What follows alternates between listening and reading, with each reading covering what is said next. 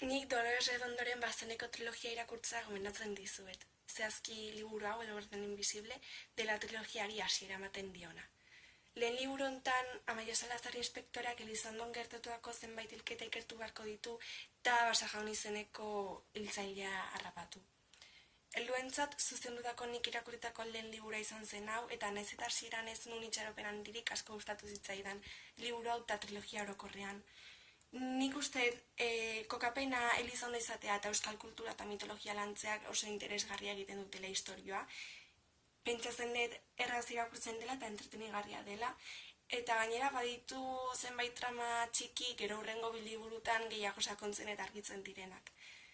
Beraz, uste batez ere eleberri beltza gustuko duzuten ontzat trilogia hau oso ondo dagoela eta irakurtzea gomendatzen zaituzte.